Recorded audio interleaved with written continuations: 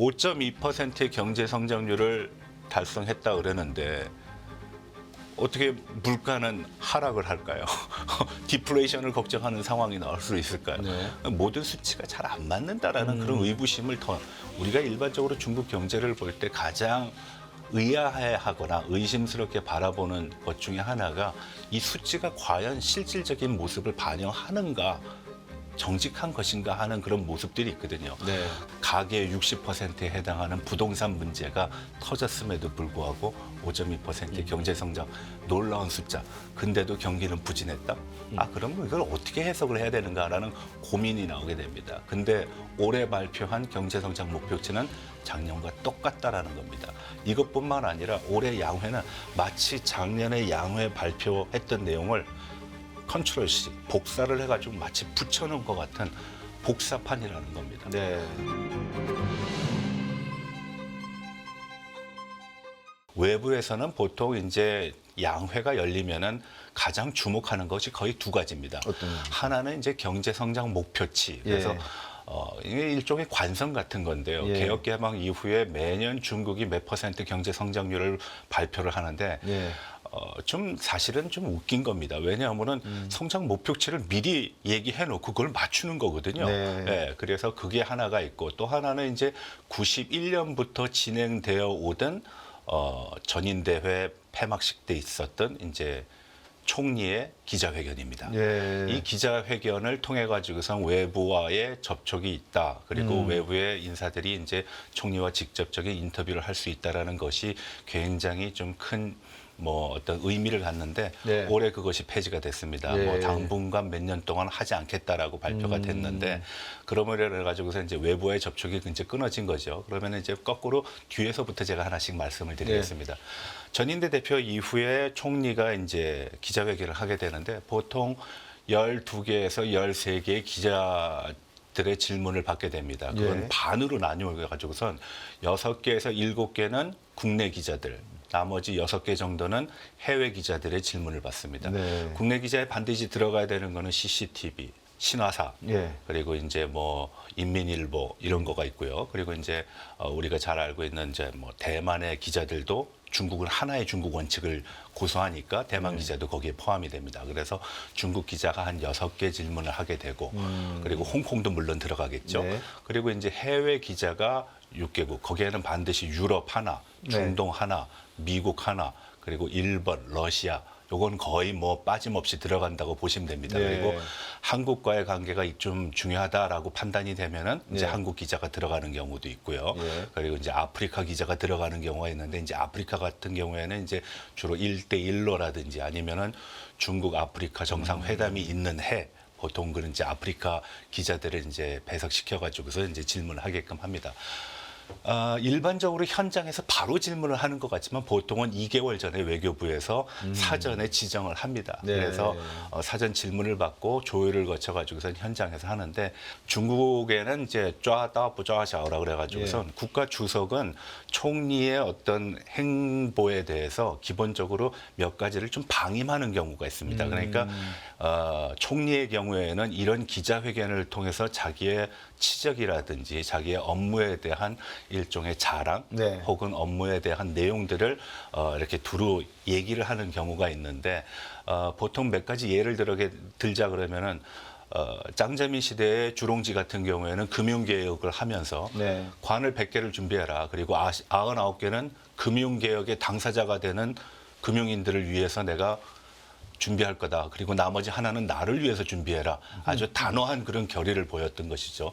원자바오 같은 경우에는 이제 정치 개혁이 필요하다. 경제 개혁뿐만 아니라 이제 정치 개혁이 필요할 때다라는 그런 표현을 쓴 적도 있고, 잘 아시다시피 리커창은 시진핑이 등장하고 난 다음에 전면적인 소강 사회를 달성했다. 전 인민들이 빈곤으로부터 탈출을 했다 그랬는데 기자회견 장소에서 중국의 인민 중에 6억 명은 월 평균 10만 원, 18만 원이죠. 그때 1,000위엔도 못 번다. 중등 지역의 그 도시에서는 월 임대료도 못 내는 그 정도 수준이라 그러면서 시진핑이 얘기한 절대적인 빈곤을 탈피했다는 것을 전면 부정하기도 했습니다. 그래서 그런 어떤 총리와 주석 간의 어떤 온도 차이를 나타내기도 했지만 그것이 크게 문제되지는 않았습니다. 네. 오히려 총리의 그런 어떤 정치적인 입장이라든 것이 독립적으로 작용하는 그런 모습을 보여주는 계기가 됐다는 점에서 굉장히 신선하기도 했고 네. 중국의 어떤 발전하는 과정의 어떤 상징적인 특징으로도 들어보이기도 했는데 네. 요번에는 리창 총리가 자기 스스로가 개인적인 어떤 특성, 나는 뭐 좀 내성적이고 뭐 그렇게 드러내는 걸 좋아하지 않아서 안 하겠다라는 이유를 가지고 기자회견을 안 하겠다라는 표현을 했고요. 그래서 전인대 대변인이 당분간 몇 년 동안 기자회견은 없을 것이라는 발표를 했습니다. 예. 근데 제 생각은 리창 총리가 그걸 안 하겠다라고 한 거는 예. 리창 총리의 뭐 개인적인 성격보다는 예. 지금 1인 지배 체제가 너무 공고하다. 그리고 자기 자신을 드러냈던 사람들이 하나같이 다 숙청을 당하거나 뒤끝이 좋지 않았기 때문에 리창 총리가 누구보다도 그걸 다 목격해 왔는데 과연 그것에 임하겠는가 그런 네. 뜻이 있었다라는 거. 그리고 누가 봐도 1인 지배 체제로 총리의 목소리나 어떤 영향력이 예전 같지 않다라는 걸 다 아는데 네. 총리의 얘기가 무슨 의미가 있겠느냐 그런 시각도 반영이 됐다라고 봅니다. 네. 그래서 총리의 기자회견이 예전 같지 않다라는 거 그리고 그것이 갖는 사람들의 기대에 못 미친다라는 그런 것이 상당 부분 반영됐다라고 저는 보고요. 네. 그리고 또 한 가지는 경제성장 목표치 굉장히 중요합니다. 네. 과거에는 이제 10% 정도를 얘기를 했습니다. 네.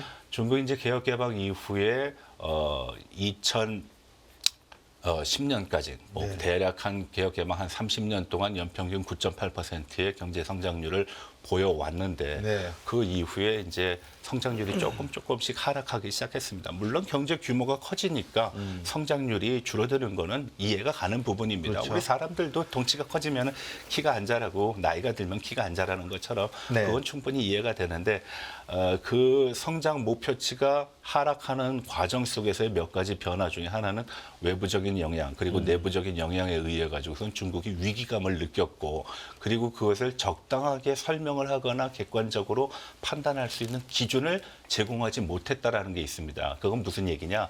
예를 들어서 미국의 공세적인 상황을 설명하지 못했다거나 그걸 극복하지 못했다거나 아니면은 중국의 내부적인 경제 문제가 있었는데 그걸 어떻게 해결하겠다라는 그런 방안을 제시 못해가지고선 경제 성장률이 떨어지는 경우가 있었습니다. 그래서 바오빠 8%는 꼭 지켜야 되겠다라고 했는데 그 다음에는 7%를 얘기했고 네. 7%를 얘기했는데 그 다음에는 또 6%로 떨어졌고 심지어는 6%도 지키지 못해가지고선 5.5%에서 6%라는 구간 경제 성장률이라는 거를 네. 얘기합니다.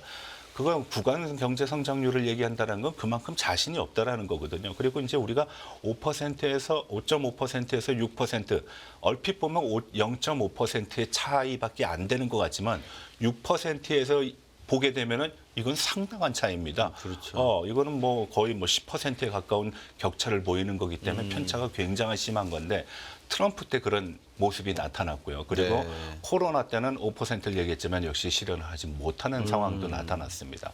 작년 같은 경우에는 5%를 실현하겠다고 했는데 결과적으로는 연말에 5.2% 경제 성장률을 네. 달성했다라고 얘기했거든요. 네.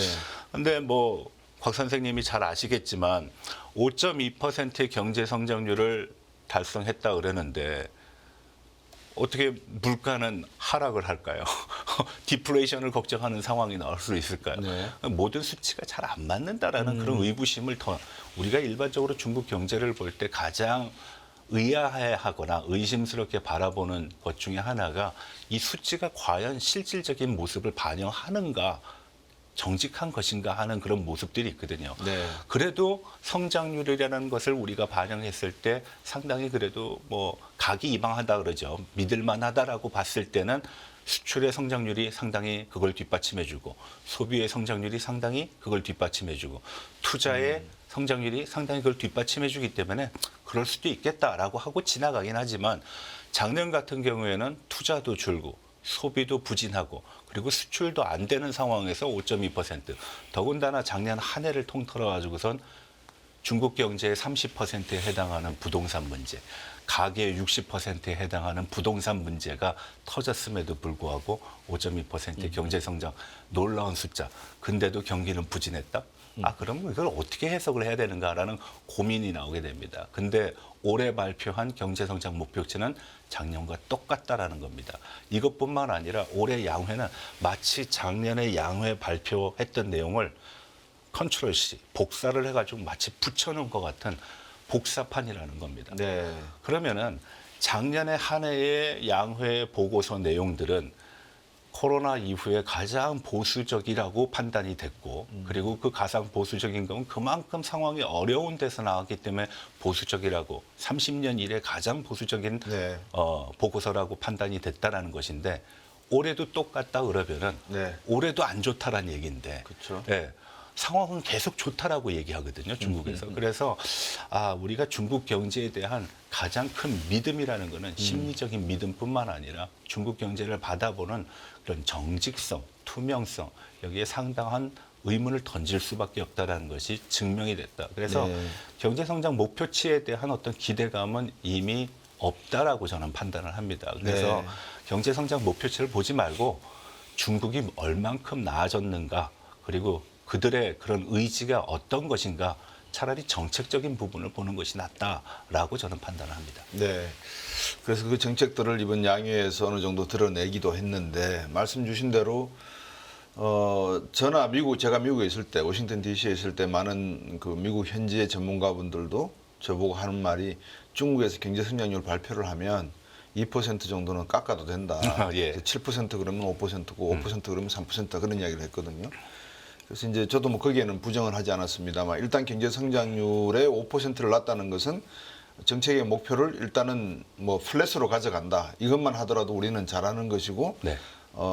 중국 나름대로의 어떤 경제 성장의 동력을 잃지 않으려고 열심히 할 거다라는 뭐 그런 의사 표시 정도는 받아들여질 수 있지 않나 생각이 듭니다. 네. 지금 중국의 1인당 GDP가 $10,000를 돌파를 했습니다. 그렇지만 말씀하신 대로 리커창 총리가 아직 6억 정도는 최빈 계층에 속하고 있다. 네. 그런데 지금 시진핑 총서기가 5% 경제 성장률을 가지고 이야기하면서 중국 내부의 어떤 민주적인 탄압, 이 문제에 대해서 시진핑 총서기나 중국 권력층들은 네. 특히 한 9,700만 된다고 하셨는데 공산당 당원들은 어떻게 공민들, 인민이 아닌 국민들을 설득하고 같이 화합의 세계로 나가려고 생각을 하고 있을까요? 네. 화합의 세계로 나가는 과정이 없었던 건 아닙니다. 그걸 강조하던 시기가 있었습니다. 근데 그 강조하던 시기가 공산당이 가지고 있는 기본 체제하고 그리고 그 아이디얼리스틱이라고 그러죠. 그 지향하는 지향점이 너무나 현실과 괴리가 컸기 네. 때문에 그걸 실현하지 못했습니다. 그 조화사회론이라는 것이 바로 그렇죠. 원자오바오 그리고 후진타오 시기에 강조됐던 것이거든요. 네. 그 조화로운 사회가 사실 이해하기가 굉장히 어렵습니다.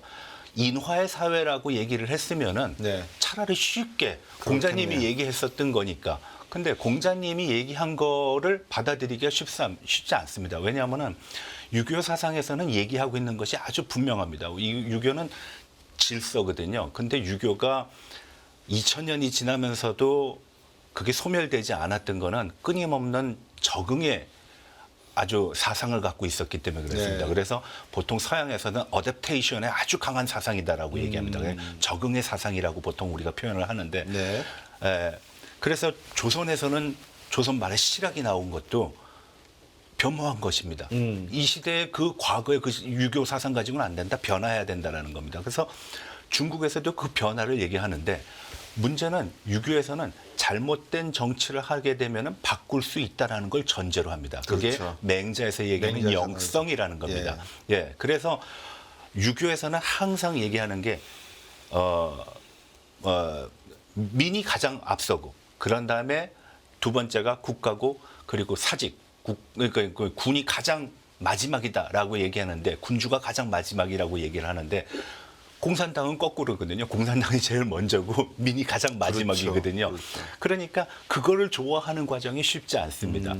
개발의 시대에 있어서는 군주라든지 정부의 역할 굉장히 중요합니다. 네. 만약에 군주와 정부가 아무런 대가나 아무런 보상을 원치 않고 국가 발전과 민의 어떤 경제적인 성장을 이끌겠다라는 그런 생각을 가지고 네. 뭐 개발 독재라고 보통 얘기하죠. 그런 네. 걸 행사를 한다 그러면은 크게 문제 안 될 겁니다. 네. 근데 사익이 개입이 되거나 사적 어떤 생각이 개입이 되게 되면은 그것은 왜곡이 되는 것이고, 그리고 그런 과정에서 정치적인 부패라든지 여러 가지 문제가 나타나면서 위로 올라가지 못하고 바로 내려앉는 것이고, 그걸 우리가 일러서 중진국의 함정이라든지 아니면은 뭐 개발의 함정이라든지 하는 식으로 표현을 하는 것입니다. 네. 중국이 그 얘기를 하게 됩니다. 뭐라고 얘기를 하느냐. 후진타오 원자오바오 때 정치개혁을 얘기합니다. 그래서 아까 전에 전인대 마지막 폐막식 때 원자오바오 총리가 경제발전도 중요하지만 이제 우리가 주력해야 되는 건 정치개혁이다. 정치개혁 못했습니다. 그때 많은 사람들은 그 정치개혁의 의미를 보시라이가 너무나 극단적인 사회주의를 강조하니까 야, 보시라이가 다시 원고 쪽으로 돌아가려고 하는 거 아니야? 라고 생각을 했는데 지금은 어떻게 평가하냐? 시진핑이가 오히려 보시라이보다 더 빨갛다라고 판단합니다. 지금 시진핑이가 하는 정책, 제가 봤을 때는 일종의 가정맹어호, 너무나 가혹한 정치를 통해서 규제를 한다라고 저는 생각을 합니다. 네. 중국에는 이제 사회 질서 체계라는 게 있습니다. 모든 사람을 점수로 매깁니다. 카메라로 찍어가지고서 무단 횡단하면은 점수에 까가지고서 아하. 호텔에도 들어가지 못하고 네. 기차표도 못 사고 어디 여행도 못 다니고 하는 그 점수가 있습니다. 네. 2020년에 이미 실시가 됐고 중국에서 그 19개 도시에서 실시가 됐는데 코로나로 잠깐 그 멈춘 상태거든요. 네. 그런 제도를 했었고, 그리고 올해 양회에서 아주 특별한 단어가 나왔는데 우리나라에서는 주목받지 못했습니다. 그게 이제 신질 생산력입니다. 네. 아주 희한한 단어 중에 하나입니다. 보통 사회주의 국가에서 생산력을 아주 많이 얘기하거든요. 네. 그건 이제 막스 레닌의 이론에 의해 가지고선 생산 관계의, 그러니까 노동력과 자본의 적당한 믹스를 통해 가지고선 경제가 발전해야 된다. 그리고 공정한 분배에 의해서 노동자들이 형평성 있게 사회의 발전을 고루 혜택을 받아야 된다라고 네. 얘기를 하는데 네. 거기에다가 한 가지를 더 더합니다. 첨단의 과학이 결합이 돼야 된다라는 얘기를 합니다. 얼핏 들으면은 맞는 것 같은데요. 네. 여기에 한 가지 결합된 중국의 정책이 나온 게 있습니다. 올해 무슨 정책이 나왔느냐? 장기 국채 발행을 하겠다라고 얘기를 했습니다. 네. 초장기입니다. 그것도. 네. 근데 보통 장기 국채 발행을 하겠다 그러면은 잘 아시겠지만 10년, 15년, 뭐 30년 기한을 얘기를 해야 되는데 기한을 얘기를 안 하고 초장기 국채를 발행하겠다라는 게 첫 번째 의아하다라는 거거든요. 두 번째, 장기 국채 발행을 하게 되면은 국채 발행 목적이라는 게 있어야 됩니다. 네. 무슨 SOC 사업에 투입을 할 것인지 아니면은 사회보장제도의 의료 부분에 투입을 할 것인지. 네. 근데 이번에 뭐라고 얘기하냐면 사회 안정, 공공의 질서라고 얘기를 합니다. 그래서 제가 앞서 말씀드렸던 사회 안전 질서 체계를 갖추는 감시, 관리, 감독을 위한 그런 CCTV라든지 아니면은 안면 인식이라든지 이런 체제에다가 투입을 하겠다라고 저는 해석을 합니다. 그리고 그것이 사회 질서와 안녕과 그리고 국가의 체계, 그거와 더불어서 나온 게 국가기밀보안법이 같이 나왔습니다. 네. 그게 왜 연속적으로 같이 나와야 되는가? 그건 다 이유가 있다. 그리고 양회 바로 직전에 나왔던 것이 국가안보법, 대외관계법, 역시 일종의 국가보안법입니다. 그러니까 더 체제를 공고하기 위해서 더 많은 사람들의 의견 교류와 네. 관점을 보완하고 서로의 어떤 의사교류를 통해서 소통의 장을 넓히는 것이 아니라 체계를 확립을 해서 상명하달식의 그런 체계를 만들겠다. 그리고 감시를 하겠다. 네. 그래서 제가 바로 직전에 말씀드렸던 가정맹호, 엄혹한 정치를 통해 가지고선 호랑이보다도 더 무서운 정치를 통해서 사회와 국가를 관리 감독하겠다라는 그런 정치를 하기 때문에 지금 중국이 가지고 있는 문제는 그다지 긍정적이지 않다. 우리가 중국 사람들이 왜 요즘 많이 빠져나간다고 하지 않습니까? 그렇죠. 멕시코까지 가가지고선 그렇죠. 국경을 넘어서 2만 5천 명이 미국을 들어간다. 그것도 의사, 변호사 이런 분들이 가니까요. 네. 예. 아니 왜 이렇게 멀리까지 갈 필요가 있나요? 중국 사람들이 지금 미국으로 밤에 몰래 불법으로 월경을 하고 그리고 돈 있는 사람들은 싱가포르로 가가지고 싱가포르의 국민소득이 갑자기 올라가고 그런 현상 우리가 어떻게 봐야 되느냐. 과연 중국에 대한 그 사람들이 누구보다도 체제에 대해서 많은 정보를 갖고 있고 민감한 사람들이기 때문에 그 사람들의 이동이라는 거 그리고 외국 기업들 왜 투자가 줄까요? 만약에 투자에 대한 보장이 확실하다 그러면은 투자는 그렇죠. 늘어야 되는 거고 네. 리오프닝이라는 거는 기대기 때문에 투자가 당연히 늘어야 되는 거고 그런 투자가 늘면은 수출은 늘 거고 수출이 늘면은 소비 심리는 좋아질 것인데 네. 이게 선순환인데 이게 선순환되지 않는다라는 거는 분명히 어딘가 문제가 있다. 중국 정부가 양회를 통해서 여러 가지 좋은 신호라는 거를 내놓긴 하지만 좋은 시대 신호를 거꾸로 브레이크를 걸거나 뒤로 가게끔 하는 후진을 하게끔 하는 여러 가지 신호가 더 강하게 작용하고 있기 때문에 문제가 생기는 것인데 그 문제점들이 양회에 군데군데 보입니다. 네. 근데 그 군데군데 보이는 거를 우리는 보도를 하지 않아요. 왜냐하면 우리랑 직결되는 그런 문제점들이 아니니까. 그래서 신질 생산력이라는 표현 아주 이상한 겁니다. 그리고 맨 마지막에 신질 생산력이 뭐로 규결이 되느냐. 공산당의 영도 하에서 생산력의 재고 그리고 과학적인 기술의 함유라고 표현이 됩니다. 아니 제가 봤을 때 과학기술의 발전 그리고 생산력의 재고, 효율성의 재고 같은 거는 민간이 하는 겁니다. 그건 국가가 할 수 있는 것도 아니고 우리가 국영기업이라고 하는 거는 비효율의 대표고 그리고 그건 만성적인 적자나 위기의 극복 수단이라는 아주 대처 방안 해결 방안으로서 쓰는 최후의 수단이지 그게 선택적으로 우선 고려되는 건 아니거든요. 그런데 그것을 먼저 얘기했다라는 것은 제가 봤을 땐 일종의 패착입니다. 그래서 이번 양회는 기대에 훨씬 못 미치는 그런 내용들이 너무 많이 나왔다. 그래서 굉장히 좀 실망스럽습니다. 한마디로 얘기하면. 네. 말씀을 주신 내용을 또 이렇게 쭉 들으면서 중국이라고 하는 나라가 1979년에 개방을 하고 1972년에 회의를 시작하고 난 다음에 76년 독일과 수교를 하고 미국과 79년도 개방을 하고 2010년에 WTO에 가입을 하고 그 역사 속에서 돈은 벌어봤는데 내부적인 문제를 한 번도 경험한 적이 없었단 말입니다. 네. 경제적인 문제를 말씀드립니다. 근데 최근에 말씀 주신 대로 헝다, 베이구안, 그다음에 정진인가요? 그런 부동산 개발업자들이 무너지고 있는 상황. 그러니까 미국발 서브프라임 위기와 같은 중국발 부동산 사태가 벌어지고 있음에도 네. 통화정책, 환율정책, 재정정책이 효율이 없는 것은 시장에 말씀 주신 대로 자율성이 없기 때문에 네. 정부가 모든 걸 다 처리했기 때문에 정부를 쳐다보지 시장에서 문제를 해결하려고 하는 노력은 보이지 않고 있거든요. 네. 이런 경험이 부족한 중국 경제가 과연 시간을 주면 이 해법을 찾을 수 있을까요? 아니면 그런 식으로 미국이 원하는 대로 시장을 개방할 수밖에 없을까요? 어떻게 보십니까? 제가 기대했던 건 바로 그겁니다. 그러니까 중국 지도부가 상당한 의지가 있냐. 분명히 더 어려울 거다. 그 어려움을 감수하고서라도 우리는 한번 바꿔보겠다는 그런 의지만이 보였으면 네. 된다. 지표가 나쁘게 나왔어도 숫자가 나쁘게 나왔어도 나쁠 수 있어. 그렇지만 나쁘더라도 바꿀 수 있다면 한번 해봐야지라고 하는 의지가 있었으면은 저는 이번 양회 굉장히 성공적이라고 평가를 하고 싶습니다. 네. 근데 그 숫자가 너무 두려웠다라고 저는 평가를 합니다. 그래서 누구도 그 얘기를 못했어요. 예. 몇 가지 사례를 한번 들어보겠습니다. 예를 들어서 이런 거죠. 앞서 말씀드렸던 것 중에 이제 한 가지를 얘기를 들으면은 네. 1,200만 명의 취업을 달성을 하겠다라고 얘기를 했습니다. 네. 그 1,200만 누가 계산해도 그거 달성 안 됩니다. 왜 안 되는지 한번 설명해 드릴게요. 개혁 개방 초기에 서비스업이 발달 안 되고 단순하게 농업과 제조업을 했을 때 GDP 1% 했을 때 보통 100만 명 정도의 취업률의 효과가 나타난다라고 했습니다. 네. 제가 한 얘기 아닙니다. 예. 리커창 총리가 예전에 국정보고에서 그 얘기를 한 적이 있습니다. 네. 그러나 산업이 고도화되면서 서비스업의 비중, 3차 산업의 비중이 발달하면서 네.